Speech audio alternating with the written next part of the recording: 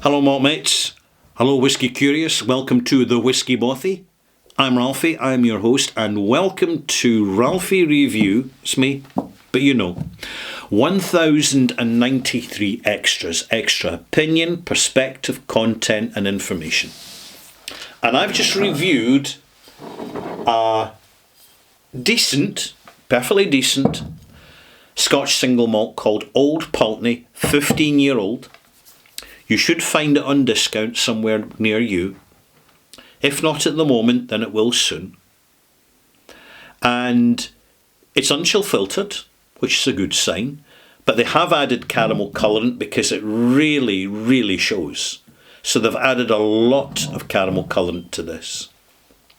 But it remains, because I've just reviewed it, a competent single malt. However, it simply doesn't have the dynamic of flavour and presence and signature and personality that it used to have.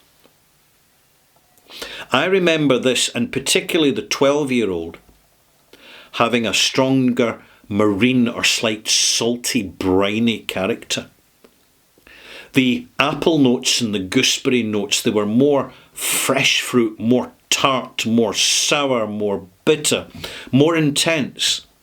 And it made this to be quite an iconic, eccentric, unusual Northeast Highland signature malt with the lovely, timeless bottle that they'll never need to change.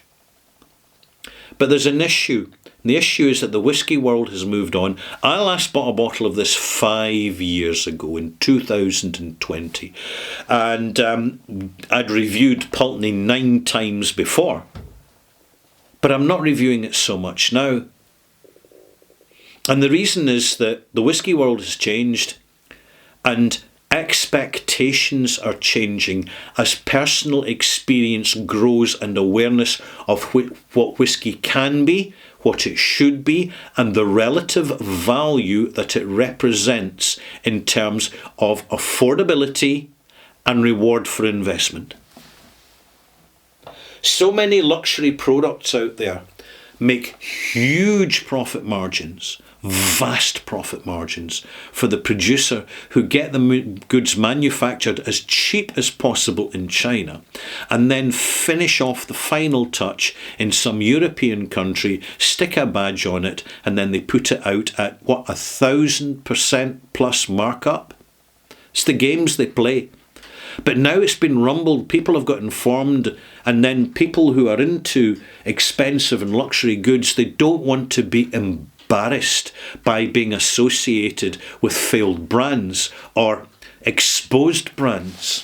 They don't want to be participating and engaging with brands which pollute the environment, which waste resources, and which send the wrong messages that are not in harmony with the informed, proactive customer who is developing their palate in the form of an apprenticeship, which is hugely rewarding and very exciting for the diversity of flavours that it provides over a lifetime. Whiskey's unique. And Scotch whiskey's particularly unique. It's more unique than Japanese whiskey for sure.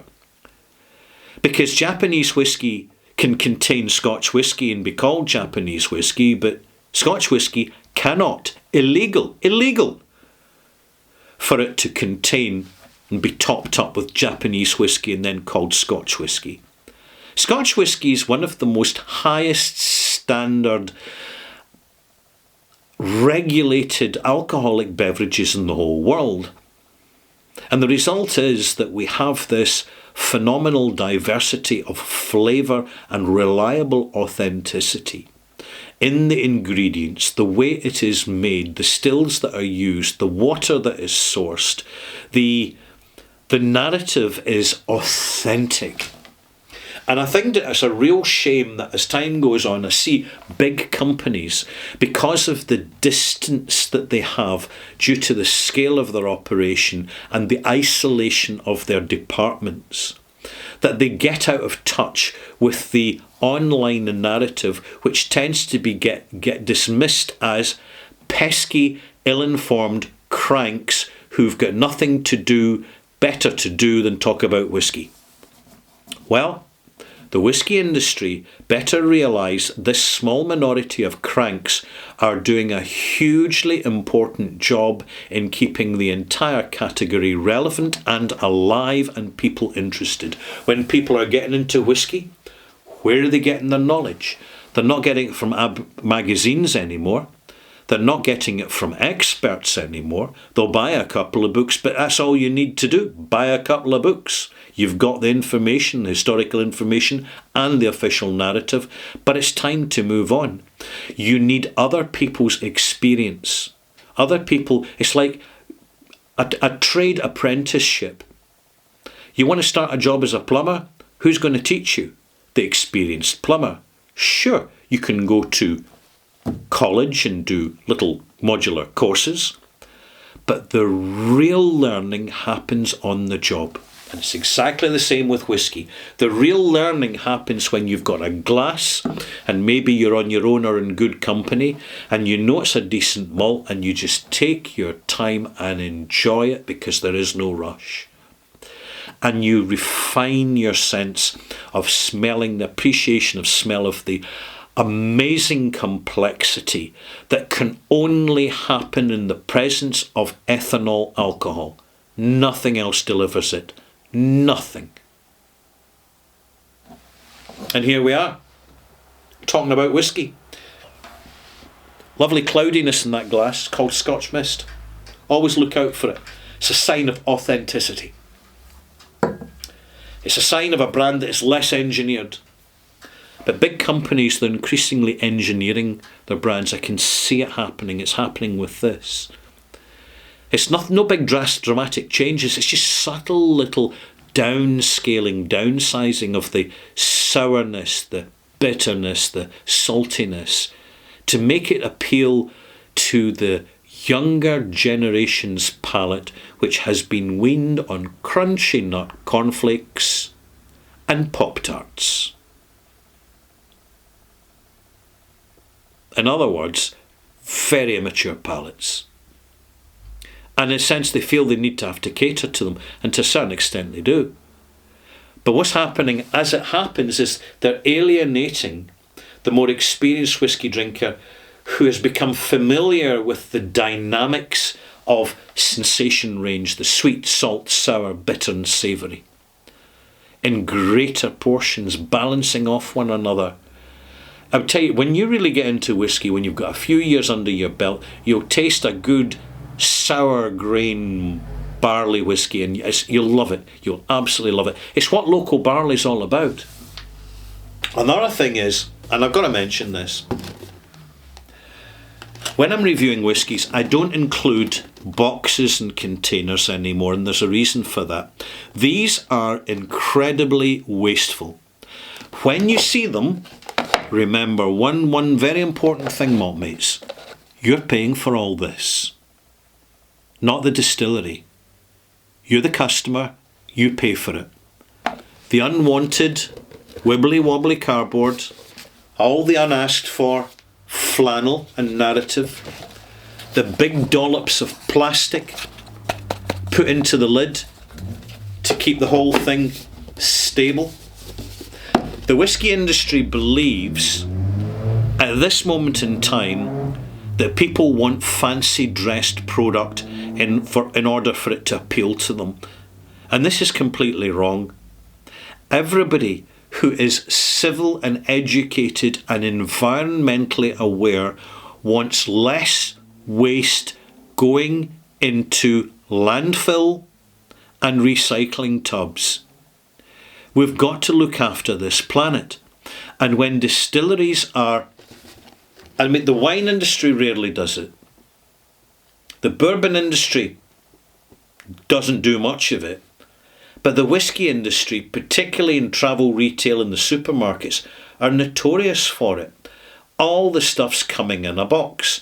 The box contains plastic, it contains cardboard, and at times it contains metals and little magnets, and this is serving absolutely no purpose at all. At the end of the day,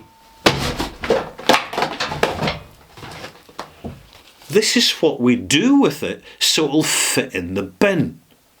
Or else we use it to light a fire. It is absolutely unnecessary, and I resent paying money for that, when the bottle on its own is perfectly attractive, there's minimal plastic, and glass is ultra recyclable. Totally recyclable in so many ways. The only bit of plastic here is at the top of the cork. Even the cork itself is biodegradable. It's just the little bit at the top. And that could be replaced with wood easily.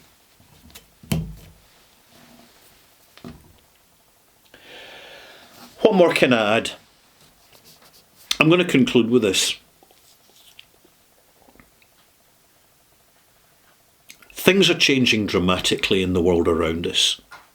And they're changing very dramatically for whisky. Whisky, generally, in fact many spirits, have had a good run. But if I was in the whisky industry, if I was a decision maker in a distillery, I would be looking very, very carefully at the collapsing house of cards that is the tequila industry. I would be looking at the crisis that's happening in the wine industry. I would be looking at the shakedown and disillusionment that is happening now in the American bourbon industry as people wake up and ask themselves, why am I still being charged megabucks for allocated whisky when in other states there's loads of it available? Am I being made a fool of? Am I being treated like an idiot? And unfortunately, people, customers, are feeling that way for a very legitimate reason. Because they're getting played. It's as simple as that. And in particular, it's the big companies that are notorious for doing it because they are distant from their customers. And therefore they are more dislocated and disconnected from the people who actually buy their product. People are drinking whiskey, drinking spirits, drinking alcohol more carefully. Folk are waking up to the fact that, like never before, our survival depends on looking after our health. And a little bit of alcohol won't do you any harm, but too much tips the balance. It affects your health premiums. It affects your... If it dramatically and directly affects other health problems and interpersonal relationship problems when you're drinking too much. And frankly, we live in an age where there are many other options of drugs out there that people can go to. So the whisky industry really needs to take a reality check here. And when they get the consultants in and pay a fortune for these two consultants, perhaps they should bear in mind that those same consultants they're paying megabucks to are employing someone to go online, hear what we, the informed whisky customer, has to say, and then feeding what we have to say back in formal reports to the distilleries and then charging them a fortune for the privilege, because too many big distillery companies and quite a number of small ones completely blank the online whisky community and dismiss them as cranks and ill-informed motormouths. And in my opinion, that is a big, big mistake, because you've got a younger generation, your future customers who are coming through now. And they don't buy magazines, and they don't buy into marketing because they believe it's all BS, because they've been oversaturated with it and become immune to it. And they won't know the quality of the product that whisky can be until someone experienced like you and I sits them down, pours them a glass, shows them the water, and teaches them how to access the golden nectar, the uskave, the water of life.